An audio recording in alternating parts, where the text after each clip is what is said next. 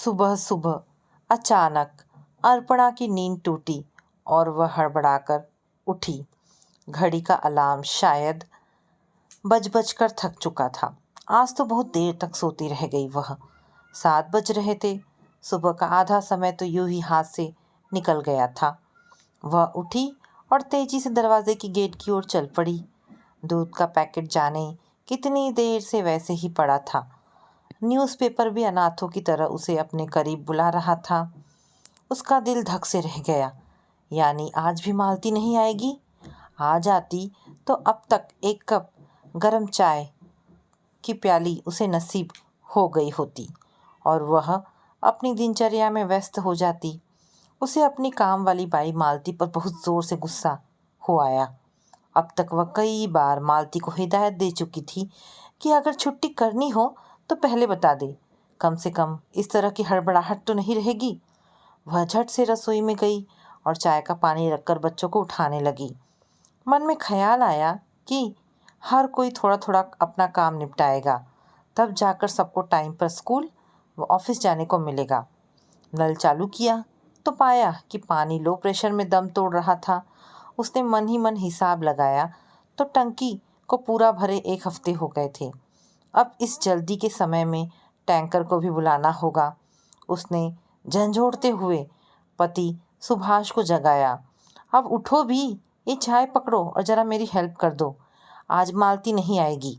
बच्चों को तैयार कर दो जल्दी से, उनकी बस आती ही होगी। पति सुभाष उठे और उठते ही रोज के कामों से निपटने चले गए तो पीछे से अर्पणा ने आवाज़ दी, और हाँ, टैंकर के लिए भी ज़रा फ़ोन कर दो, इधर पानी ख़त्म हुआ जा रहा है। तुम ही कर दो ना, कितनी देर लगती है, आज मुझे ऑफिस जल्दी जाना है। वह झुंझलाते हुए बोले, जैसे मुझे तो कहीं जाना ही नहीं है।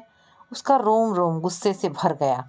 पति के साथ पत्नी भले ही ऑफिस जाए, तब भी सब घरेलू काम उसी की झोली में आ गिरेंगे। पुरुष तो बेचारा थक हार कर ऑफिस से लौटता है। महिलाएं तो ऑफिस में काम ही नहीं करती सिवाय स्वेटर बुनने के। यही तो जब तब उल्हाना देते हैं सुभाष। कितनी बार अपर्णा रिक्वेस्ट कर चुकी थी कि बच्चों के होमवर्क में मदद कर दीजिए, पर सुभाष टस से मस नहीं होते थे। ऊपर से कहते, अपर्णा यार, हमसे ये सब नहीं होता, तुम मल्टीटास्किंग कर लेती हो, मैं नहीं। और वह फिर बासी समाचार को पढ़ने में व्यस्त हो जाती। मन महसूस कर रह जाती अपर्णा। सुभाष ने उसकी शिकायतों को कुछ इस तरह लेना शुरू कर दिया था जैसे कोई धार्मिक प्रवचन हो। ऊपर से उल्टी पट्टी पढ़ाता उनका पड़ोसी मनीष, जो सुभाष से भी 2 कदम आगे था। दोनों की बातचीत सुनकर अपर्णा का खून ही खौल उठता था। अरे यार, जैसे ऑफिस में बॉस की डांट सुनते हो, वैसी ही बीवी की भी सुन लिया करो। ये भी तो यार एक व्यावसायिक संकट ही है। और दोनों के ठहाके से पूरा गलियारा गूंज उठा था। अपर्णा के तन बदन में आग लग आई थी। क्या बीवी बच्चों के साथ रहना भी महज कामकाज लगता था इन मर्दों को? तब महिलाओं को तो ना जाने दिन में कितनी बार ऐसा ही प्रतीत होना चाहिए। घर संभालो, बच्चों को देखो, पति की फरमाइशों को पूरा करो, खटो दिन रात। अरे, ऑक्यूपेशन तो औरतों के लिए है। बेचारी शिकायत भी नहीं करती। जैसे तैसे 3 दिन इसी तरह गुजर गए। मालती अब तक नहीं लौटी थी। वह पूछताछ करने ही वाली थी कि सुमन ने कॉल बेल बजाते हुए घर में प्रवेश किया। मैडम जी, मालती ने आपको खबर करने के लिए मुझसे कहा था। सुमन बोली, वह कुछ दिन अभी और नहीं आ पाएगी, उसकी तबीयत बहुत खराब है। सुमन से मालती का हाल सुना तो अपर्णा चिंतित हो उठी। ये कैसी जिंदगी थी बेचारी मालती की। शराबी पति घर की जिम्मेदारियां संभालना तो दूर, निरंतर खटती मालती को जानवरों की तरह पीटता रहता और मार खा खा कर वह अधमरी सी हो गई थी। छोड़ क्यों नहीं देती मालती उसने ठल्ले को? ये भी कोई जिंदगी है? अपर्णा बोली। माथे पर ढेर सारे सलवटे लेकर हाथ का काम छोड़कर सुमन ने एक बारगी अपर्णा को देखा और कहने लगी, छोड़कर जाएगी कहाँ वह मैडम जी? कम से कम कहने के लिए तो एक पति है ना उसके पास। उसे भी अलग कर दे तो कौन करेगा रखवाली उसकी? आप नहीं जानती बीबी जी, हम लोग टीन की चादरों से बनी छतों के नीचे झुग्गी झोपड़ियों में रहते हैं। हमारे पति हैं तो हम पर बुरी नज़र से बचे हुए हैं। गले में मंगलसूत्र पड़ा हो तो पराये मर्द ज़्यादा ताक झाक नहीं करते। अजीब विडंबना थी। क्या सचमुच गरीब औरतों के पति सिर्फ एक सुरक्षा कवच भर हैं? शादी विवाह के क्या अब यही मायने रह गए? शायद हाँ। अब तो महिलाएं भी इसी बंधन को एक महज एक व्यवसाय जैसा ही महसूस करने लगी हैं। मालती की हालत ने अपर्णा को विचलित कर दिया था। कितनी समझदार व सीधी है मालती। उसे चुपचाप काम करते हुए, कुशलतापूर्वक कामों को अंजाम देते हुए अपर्णा ने पाया था। यही वजह थी कि उसकी लगातार छुट्टियों के बाद भी उसे छोड़ने का ख्याल वह नहीं कर पाई। सुमन लगातार बोले जा रही थी। उसकी बातों से साफ झलक रहा था कि मालती की ये गाथा उसके पास पड़ोस वालों के लिए चिर परिचित थी। इसीलिए तो उन्होंने बिल्कुल अचरज नहीं हो रहा था मालती की हालत पर। अपर्णा के मन में अचानक ये विचार कौंध आया कि क्या वह स्वयं अपने पति को मालती की परिस्थितियों में छोड़ पाती। कोई जवाब न सूझा। यार, एक कप चाय तो दे दो, पति ने आवाज़ दी तो उसका खून खौल उठा। जनाब देख रहे हैं कि अकेली घर के कामों से जूझ रही हूँ, फिर भी फरमाइश पर फरमाइश करे जा रहे हैं। ये समझ में नहीं आता कि अपनी फरमाइश थोड़ी कम कर लें। अपर्णा का मन रह रह कर विद्रोह कर रहा था। उसे लगा कि अब तक जिम्मेदारियों के निर्वाह में शायद वही सबसे अधिक योगदान दिए जा रही थी। सुभाष तो मासिक वेतन लाकर बस उसके हाथ में धर देते और निजात पा जाते। ऑफिस जाते हुए वह रास्ते भर इन्हीं घटनाक्रमों पर विचार करती रही। उसे लग रहा था कि स्त्री जाति के साथ इतना अन्याय शायद ही किसी और देश में होता हो। दोपहर को जब वह लंच के लिए उठने लगी तो फ़ोन की घंटी बज उठी। दूसरी ओर सहेली दीपिका थी। वह भी मालती के काम पर न आने से परेशान थी। जैसे तैसे संक्षेप में अपर्णा ने उसे मालती की समस्या बयां की तो दीपिका तैश में आ गई। उस राक्षस को तो जिंदा गाड़ देना चाहिए। मैं तो कहती हूँ कि हम उसे पुलिस में पकड़वा देते हैं। बेचारी मालती को कुछ दिन तो राहत मिलेगी। उससे भी अच्छा होगा यदि हम उसे तलाक दिलवाकर छुड़वा लें। मालती के लिए हम सब कुछ सोच लेंगे। एक टेलरिंग यूनिट खोल देंगे। दीपिका फ़ोन पर लगातार बोले जा रही थी। दीपिका के पति ने नौकरी से स्वैच्छिक अवकाश प्राप्त कर लिया था और घर से ही कंसल्टेंसी का काम कर रहे थे। ना तो दीपिका को काम वाली का अभाव इतनी बुरी तरह खलता था, ना ही उसे इस बात की चिंता थी कि सिंक में पड़े बर्तनों को कौन साफ करेगा। पति घर के काम में दीपिका का पूरा पूरा हाथ बटाते थे। वह भी निश्चिंत होकर अपने ऑफिस के काम में लगी रहती। वह आला दर्जे की पत्रकार थी। बढ़िया बंगला, ऐशो आराम और फिर बैठे बिठाए घर में एक अददपति मैन सर्वेंट हो तो भला दीपिका को कौन सी परेशानी होगी। वह कहते हैं ना कि जब आदमी का पेट भरा हो तो वह दूसरे की भूख के बारे में भी सोच सकता है। तभी तो वो इतने चाव से मालती को अलग करवाने की योजना बना रही थी। दीपिका अपने ही रॉ में सुझाव पर सुझाव दिए जा रही थी। महिला क्लब की एक खास मेंबर होने के नाते वह ऐसे तमाम रास्ते अपर्णा को बताए जा रही थी जिससे मालती का उद्धार हो सके। अपर्णा अचंभित थी। मात्र 4 घंटों के अंतराल में उसे इस विषय पर 2 अलग अलग प्रतिक्रियाएं मिल चुकी थी। अपर्णा अचंभित थी। मात्र 4 घंटों के अंतराल में उसे इस विषय पर 2 अलग अलग प्रतिक्रियाएं मिली थी। कहाँ तो दीपिका तलाक की बात कर रही थी और उधर सुबह से ही सुमन के मुंह से उसने सुना था कि मालती अपने सुरक्षा कवच की तिलांजलि देने को कतई तैयार नहीं होगी। स्वयं मालती का इस बारे में क्या कहना होगा, इसके बारे में वह कोई फैसला नहीं कर पाई। जब अपर्णा ने अपना शक जाहिर किया तो दीपिका बिफर उठी। क्या तुम ऐसे दम घोटू बंधन में रह पाओगी?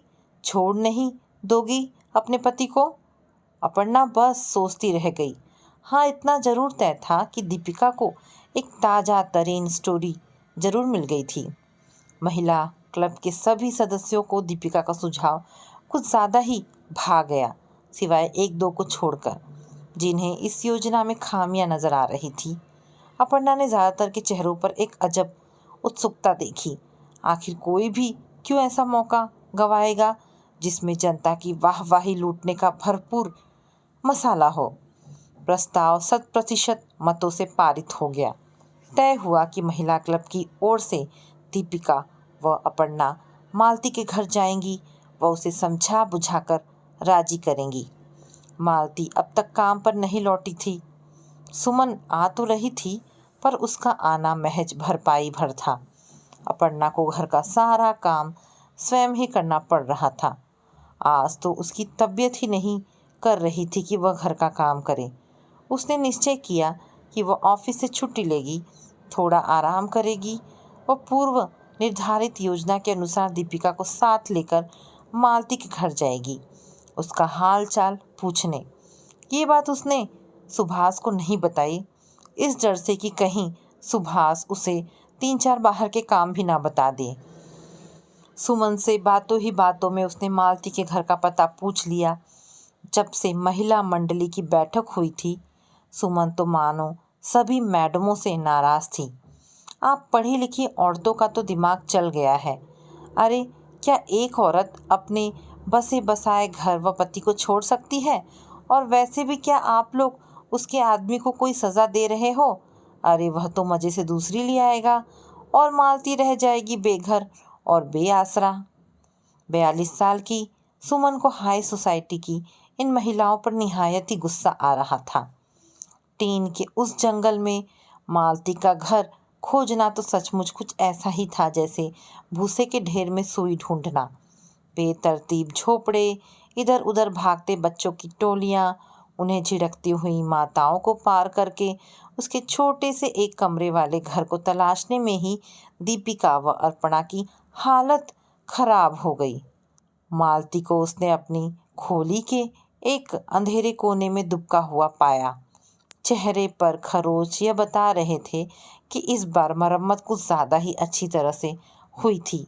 अपर्णा उसकी खस्ता हालत को देखकर अचंभित तो थी ही, उसके जर्जर शरीर को देखकर उसे गहरा दुख भी हुआ। उन्हें देखकर मालती जल्दी से उठने लगी तो अपर्णा ने उसे हाथ बढ़ाकर रोक दिया। बैठी रहो मालती, उसने आत्मीयता से कहा। वैसे ही तुम्हारी हालत काफ़ी नाजुक लग रही है। 1 मिनट का असाधारण मौन छा गया और फिर मालती उनके लिए चाय बनाने उठी। लाख मना करने पर भी नहीं मानी। चाय की चुस्कियां लेते हुए अपर्णा व दीपिका ने बाहर कुछ आहट सुनी। कदमों की आवाज़ बाहर की ओर से आ रही थी। मालती फुर्ती से उठी और 1 मिनट बाद लौटी। मेरे पति सुरेश हैं, उसने धीमी आवाज़ में कहा। दीपिका तो मानो इसी घड़ी के इंतज़ार में थी। वह तुरंत उठी व पल्लू खोसते हुए तेजी से बाहर की ओर रुख करने लगी। मालती ने हाथ बढ़ाकर उसे रोक लिया और दयनीय स्वर में बोली, उसे कुछ मत कहना बीवी जी। अपर्णा ने महसूस किया कि मालती का पति नशे की हालत में उलझुल बड़बड़ा रहा था। 1 मिनट बाद चारपाई पर उसके ढेर होने की आवाज़ आई। लगता है सो गया। मालती मुस्कुराकर बोली, अब 3-4 घंटे बेसुध पड़ा रहे तो मैं अपना बचा खुचा काम भी समेट लूँ। अपर्णा को उस बेचारी पर तरस आया कि इस हालत में भी वह घर संभालने में लगी हुई थी और उसका पति आराम से चारपाई तोड़ रहा था। अपर्णा को लगा कि वह और दीपिका मालती के दैनिक कार्यों में अड़चन उत्पन्न कर रही हैं। लौटने के उद्देश्य से उसने मालती की ओर देखा। मालती, अपना ख्याल रखना, बता देना कब लौटोगी। अपर्णा ने दीपिका की ओर कनखियों से इशारा किया। दीपिका तो जैसे भरी बैठी थी। रुक भी जाओ, भूल गई किस लिए आए थे यहाँ? दांत भींचते हुए उसने अपर्णा के हाथ से अपना हाथ छुड़ाया और मालती की ओर मुखातिब हुई। मालती के चेहरे पर उस समय भाव कुछ ऐसे थे जैसे उसे अंदेशा हो गया था कि आगे क्या होगा। सुमन ने शायद उसे पहले ही आगाह कर दिया था। अपर्णा कहने लगी, फिर कभी आज नहीं। दरअसल वह यह नहीं समझ पा रही थी कि क्या ये सही वक्त था मालती से तलाक के विषय के बारे में बात करने का। उसकी कमज़ोर हालत अपर्णा को सोचने पर विवश कर रही थी। नहीं, आज ही मुझे क्यों रोक रही हो तुम? दीपिका गुस्से से भरी स्वर में अपर्णा से बोली। फिर वह मालती से मुखातिब हुई। देखो मालती, अब और इस हालत से जूझते रहने का फायदा नहीं। क्या तुम्हें नहीं लग रहा कि तुम एक फटेहाल जिंदगी जी रही हो? क्या मिल रहा है तुम्हें अपने पति से सिवाय मारपीट व गाली गलौज के? तुमने कभी सोचा नहीं कि उस आदमी को छोड़कर तुम ज़्यादा सुखी रहोगी? अपनी ज़िंदगी के बारे में भी सोचो कुछ। दीपिका की उद्वेग के मारे सांस फूल रही थी और वह लगातार मालती को प्रेरित करती रही कि ऐसा निरीह जीवन जीने की उसे कोई ज़रूरत नहीं थी। मालती शांति से उनकी बात सुन रही थी। दीपिका का रोष थोड़ा ठंडा हुआ। देखो मालती, अगर तुम चाहो तो हम तुम्हारे जीवन यापन के लिए कुछ ना कुछ इंतज़ाम कर ही लेंगे। तुम्हारे लिए एक छोटी सी टेलरिंग यूनिट खोल देंगे। तुम निश्चय तो करो। मैंने सब सुना है बीबी जी। सुमन तो रोज़ आकर आप लोगों की बातें बताती ही रहती है। पर नहीं, मुझे इन चीज़ों की ज़रूरत नहीं। बिल्कुल भी नहीं। दीपिका ने आपत्ति उठाने के लिए मुंह बस खोला था कि बाहर से तेज अस्पष्ट आवाज़ें सुनाई देने लगी। इससे पहले कि अपर्णा और दीपिका कुछ समझाती कि माजरा क्या है, मालती बाहर भाग चुकी थी। उसके हाथ में 2 बड़ी बाल्टियां थी। बाहर से लोगों की आवाज़ें दस्तक दे रही थी। टैंकर आ गया, टैंकर आ गया। महानगर निगम के पानी का टैंकर पहुंच गया था। लोगों की अपार भीड़ एकत्र हो रही थी। अपर्णा व दीपिका बाहर आकर नज़ारा देखने लगी। ये समस्या तो इस शहर में कम ज़्यादा सभी तबकों को थी। आदमी सांस लेना भूल जाए पर टैंकर की आहट को नज़रअंदाज कभी ना कर पाए। और तो वह पुरुषों की भीड़ गुत्थम गुत्था हो रही थी। टैंकर के सामने घड़ों, बर्तनों, बाल्टियों की बेतरतीब लाइनें लगी थी। अपर्णा की आंखें उस भीड़ में मालती को ढूंढने लगी। उसने पाया कि मालती अपनी बीमारी को लगभग भूल कर लोगों से उलझकर 2 बाल्टी पानी भर लाई थी। घर के अहाते तक आते आते उसका शरीर पसीने से भीग चुका था। माथे पर कुमकुम का निशान भीगकर अर्धकार हो गया था। अपर्णा ने सहारा देने के उद्देश्य से उससे एक बाल्टी लेने की कोशिश की। नहीं नहीं बीबी जी, मैं संभाल लूँगी। उसने अपर्णा का हाथ छुड़ाया और पति की ओर इंगित करने लगी। ये निखट्टू भी तो है, अभी जगाती हूँ इसे। ये कहते हुए मालती ने अपने दांत भींचे व अंदर की ओर भागी। लौटी तो उसके हाथ में 2 बाल्टियाँ और थीं। दोनों बाल्टियाँ उसने आंगन के कोने में रखी। कमर कसकर पति की चारपाई के समीप जा खड़ी हुई। अपर्णा डर रही थी कि जगाने पर वह बेरहम मालती के साथ ना जाने कैसा सलूक करेगा। अलसाया सा आंधी नींद में वह बड़बड़ा रहा था। और फिर वह अचंभा हुआ जिसकी अपर्णा को कतई उम्मीद नहीं थी। मालती ने चारपाई पर बेहोश पड़े पति को एक जोरदार लात मारी। मार के सदमे से वह हड़बड़ाकर उठ बैठा। आंखें मीचता हुआ वह जायजा लेने लगा कि गाज कहाँ से गिरी। उठ रे बेवड़े, मालती ने दहाड़ मारी। अभी नींद पूरी नहीं हुई, या दूं मैं एक और मुक्का और लात? वह आदमी धोती संभालता हुआ उठ खड़ा हुआ। 2 बाहरी औरतों के सामने पिटने का एहसास जब हुआ तो बहुत देर हो चुकी थी। मालती एक और लात जमाने के लिए तैयार खड़ी थी। लड़खड़ाए हुए पति के हाथ में उसने बाल्टियाँ थमाई और फरमान जारी किया, जा भरला पानी। वह टगमगाता हुआ जब डोलने लगा तो मालती ने 2 तमाचे और जड़ दिए। अब जाता है कि? और इसी के साथ 2-4 मोटी मोटी गालियाँ भी पति के हिस्से में आ गई। अपर्णा व दीपिका उसे देखकर हैरान खड़ी थीं। उन्हें विश्वास ही नहीं हो रहा था कि अभी जिस महिषासुर मर्दिनी को उन्होंने देखा था वह यही छुई मुई सी मालती थी जिसे वे चुपचाप घर का काम निपटाते हुए देखा करती थी। ये कैसा अनोखा रूप था उसका। मुंह खुला का खुला रह गया। होश आया तो पाया कि मालती आसपास कहीं नहीं थी। वह फिर उसी रेले में शामिल हो गई थी, जी जान से अन्न से लड़ती हुई, अपने हिस्से के जल को बाल्टियों में भरते हुए। महिलाएं एक दूसरे पर हावी हो रही थी और उनकी कर्कश आवाज़ों से वातावरण गूंज रहा था। वे दोनों तब तक वॉक खड़ी रहीं जब तक मालती घर में दोबारा आ नहीं गई। उनकी फटी नज़रों को भांपते हुए मालती ने एक शर्मीली मुस्कान बिखेरी। मालती, ये तुम थी? आवाज़ दीपिका के गले से पहले निकली। अपर्णा भी मुग्ध भाव से उसे देखे जा रही थी। हाँ बीबी जी, ये सब तो चलता रहता है। इसे मैं 2-4 जमाऊंगी नहीं तो कैसे चलेगा? वो मुझ पर हाथ उठाता है तो मैं भी उसे पीटने में कोई कसर नहीं छोड़ती। वह कुछ ऐसे बोल रही थी जैसे किसी शैतान बच्चे को राह पर लाने का नुस्खा समझा रही हो। जब मैं चाहती हूँ तब कमान अपने हाथ में ले लेती हूँ। झांसी की रानी जैसे भाव थे उसके चेहरे पर। मैं जानती हूँ बीबी जी, आप सब लोग हमारा भला चाहती हैं, पर मुझे नहीं चाहिए यह तलाक वलाक। ज़रूरत नहीं है मुझे। मैं अपने तरीक़ों से इसे लाइन पर ले आती हूँ। वह मुस्कुराती हुई बोली। कभी कभी कड़वी दवा पिला ही देती हूँ मैं इसे। मिमियाता हुआ वापस आ जाता है बकरी की तरह। और किसके पास जाएगा? आना तो शाम को इसी घर में है ना। जब होश आता है तो गलती का एहसास भी हो जाता है इसे। पता है ना इसे कि मेरे बगैर इसका गुजारा नहीं। मालती ने शायद अपने पति सुरेश पर पूरा अनुसंधान कर रखा था। अब मानो वह उन्हें उसकी रिपोर्ट पढ़ा रही हो।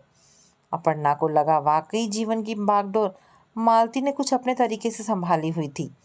शायद उनसे बेहतर प्रचारक थी वह नारी मुक्ति की। शायद प्रचार करने की आवश्यकता भी नहीं थी मालती को। उसके तरीके बेहद सरल व प्रायोगिक थे। उसने देखा मालती एकदम सहज भाव से बतियाए जा रही थी। उसे इस बात की कोई चिंता नहीं थी कि उसके इस रवैये पर अन्य लोगों की क्या प्रतिक्रिया रहेगी।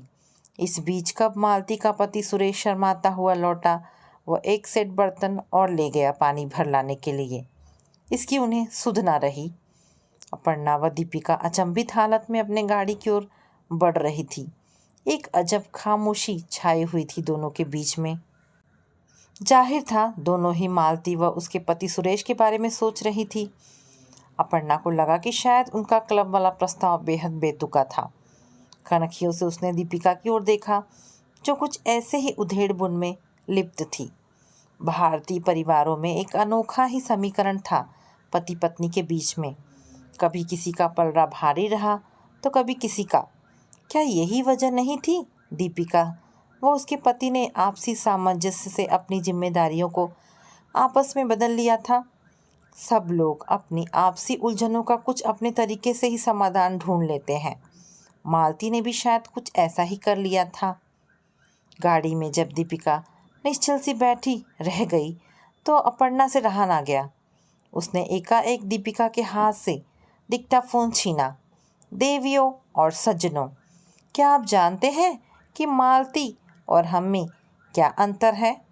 वो अपने पति को लात मार सकती है, पर हम नहीं। और फिर अपर्णा और दीपिका दोनों महिलाओं के ठहाके गूंजने लगे। ड्राइवर उन्हें कुछ ऐसे देखने लगा जैसे वे दोनों पागल हो गई हों। तो दोस्तों, ये कहानी यहाँ पर समाप्त होती है। आशा करती हूँ कहानी पसंद आई होगी। अगर कहानी पसंद आई है तो प्लीज़ इसे लाइक एंड शेयर करें। दोस्तों, ऐसी ढेरों पारिवारिक और शिक्षाप्रद कहानी सुनने के लिए मेरे चैनल को प्लीज़ सब्सक्राइब करें। धन्यवाद दोस्तों।